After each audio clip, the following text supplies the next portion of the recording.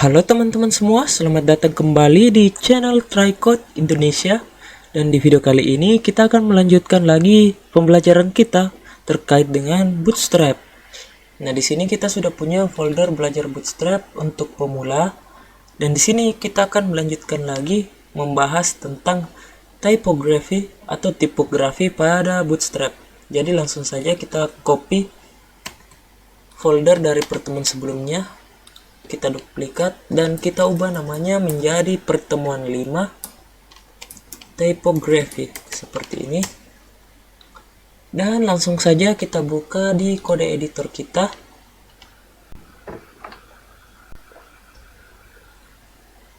Ini kita tutup dulu. Nah, selanjutnya teman-teman bisa membuka file index HTML teman-teman. Ini kita tutup juga. Lalu teman-teman bisa buka file index HTML teman-teman yang ada di sidebar. Lalu teman-teman bisa jalankan previewnya seperti ini. Dan teman-teman bisa menutup sidebarnya supaya terlihat lebih jelas. Dan kita ubah viewnya menjadi word wrap seperti ini. Nah, di sini kita akan membahas mengenai typography. Meskipun di beberapa video sebelumnya sebenarnya pembahasan itu juga sudah termasuk dalam kategori typography, tapi di sini kita akan membahas kelas-kelas lain lagi yang berkaitan dengan typography. Jadi untuk kode dari pertemuan sebelumnya di dalam tag body ini langsung kita hapus saja kecuali teks script yang ada di bagian baris paling bawah. Kita kosongkan. Nah, di sini teman-teman bisa lihat sudah kembali kosong. Nah, jika di video sebelumnya kita membuat heading menggunakan tag H1 seperti ini, heading 1, atau bisa juga menggunakan tag yang lain dan ditambahkan dengan kelas H1 atau H2 atau H3 sampai H6. Nah, di sini kita juga punya sebuah heading yang jika di Bootstrap itu kita kenal dengan istilah display. Jadi heading yang mungkin terlihat lebih besar tapi ukuran teksnya terlihat lebih tipis. Jadi langsung saja kita praktekkan di sini. Kita buat tag misalnya H1. Kita pilih heading. Kita ketikkan heading dengan display. Seperti ini.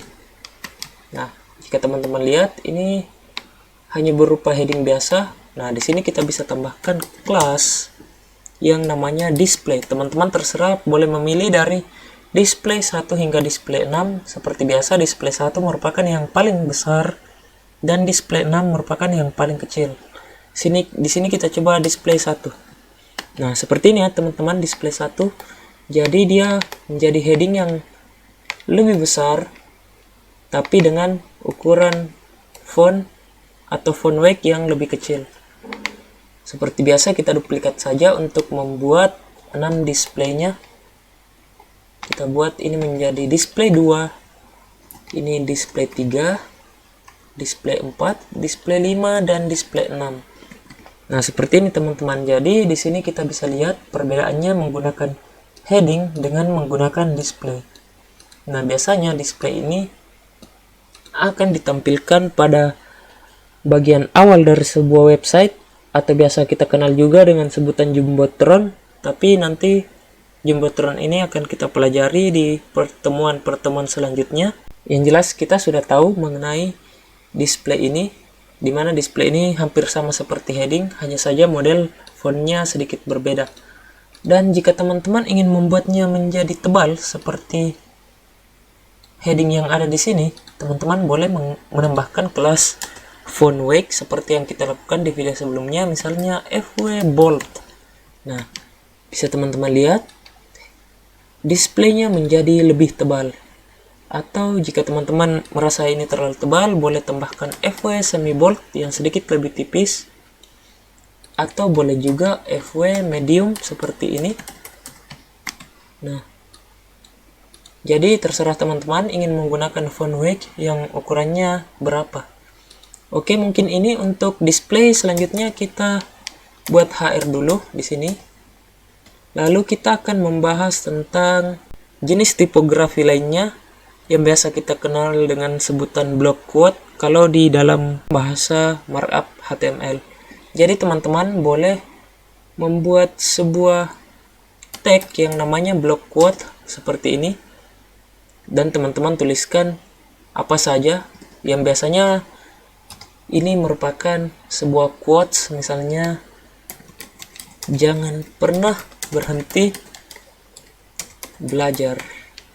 Nah, boleh teman-teman lihat di sini block quote-nya sudah tampil seperti ini. Jadi block quote ini digunakan untuk membuat sebuah kutipan misalnya. Dan di sini Bootstrap juga sudah menyediakan kelas untuk block quote seperti ini.